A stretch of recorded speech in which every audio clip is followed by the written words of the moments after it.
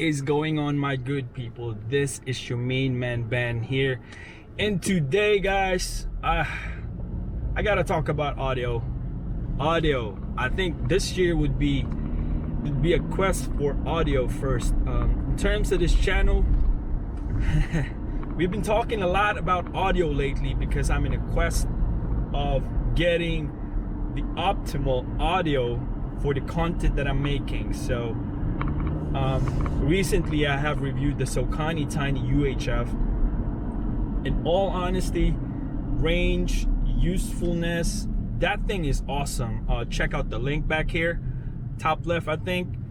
And overall, it served its purpose. But then again, I cannot ignore the fact that it is very, very noisy.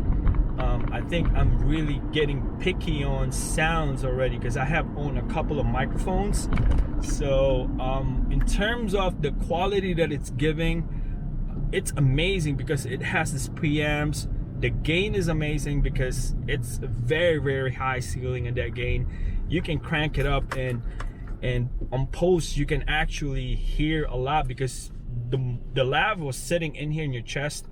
So I'm not used to, but you know, talking directly, like the mic is in here. But what I notice is there's a lot of background noise in studio setting and talking inside the building, explaining into a very quiet environment.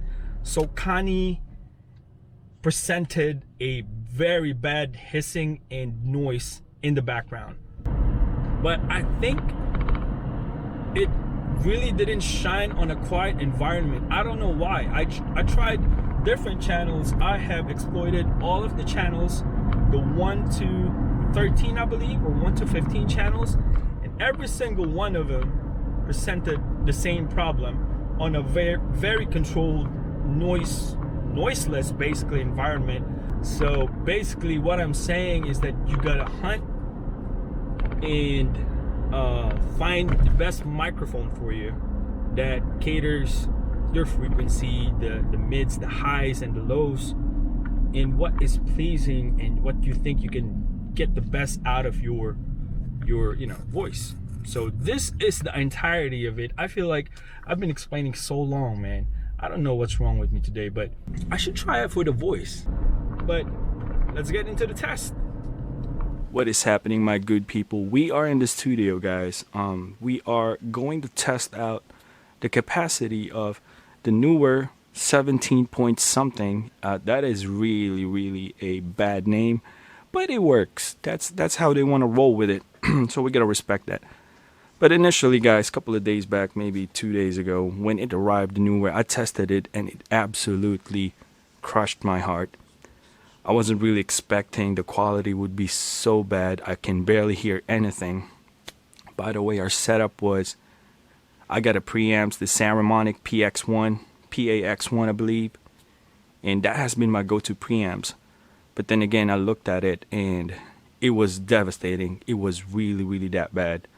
But then again, I reassessed. I took all my stuff. I put the battery on, put the XLR, and put the right preamps and the phantom power directly on my Saramonic. And right now, you are listening to the NEEWER NW-81, the 17 something inches. And this is how it sounds like. Barely you can see it. It's right here. You can see it barely in the frame. Tapping it. This is the NEEWER, guys. This is the NEEWER. So you basically been listening to the NEEWER. Currently, right now, we are sitting at like 80% in the power in terms of capacity on the shotgun mic. But then again, I'm going to bleep this out real quick. We're going to fade away. You're going to see me talking, but it's going to fade away. Sound check, test mic 1 2 3. And you are currently listening to my MXL-770. This is my go-to microphone, and it has been a while. I got a pop filter in there. What is this? High pass filter is off, and it looks like plus 10 decibels is on. So why am I comparing this? Because basically the NEEWER isn't really a shotgun mic. It is a condenser mic. So we put that out there. But then again, I'm quite impressed on the price of it. It's $21, guys. The NEEWER is. But we are currently talking on the MXL-770. But then again, you got to understand, this is the bigger diaphragm microphone. This meant for singers, recording studios, and all that. But a lot of people said it's not good for podcasting. It's not good for reviewing for YouTube purposes. But then again, depending on what you do, if you're a gamer or podcasting and you click clacking that, keyboard, this will absorb that. But let's put this away real quick, because in reality, you're gonna put a good distance when you talk, because you've been moving your hands. But currently, right now on this MXL-770, we're running it at hot 100%. Oh no, that was 80%. This is 100, going back. Eventually, we're going to switch back to the NEEWER real quick. Hang on one second. What I'm doing right now is I got 2 lines. Both mics are hooked up to the Saramonic, the preamps. It's capable of holding basically 4 lines. Both are in mono, so I can hear both on my headphones. This is a lossless monitoring, so this is quite pretty amazing. If you're gonna run an XLR microphone, this 2 are XLR, you're gonna to have a preamps. Other than that, you can get this is an option. Basically, it has a AA battery in it, but you can run this directly to the microphone. But I really don't want to do that because the Saramonic has a more powerful preamp. So that's what we're doing. Once again, we are talking on the NEEWER. It's like this farther away from my mouth. Basically, when I use this, and if I decide to use it, it's going to be barely off the frame like everybody else. That's how you want to use it. So given all this testing, if this is not meant for this purposes, but for testing purposes, we are going to mix both of them. MXL is going to be capturing the guitars, and this thing, the NEEWER, will be capturing my voice. Sound check, test mic 1 2 3.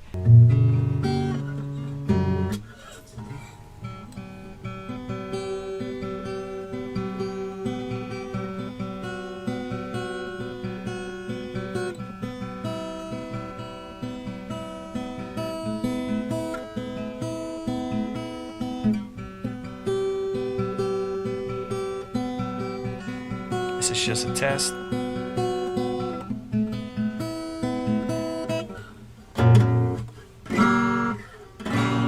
It's probably muffed in, but I'm way off on the NEEWER.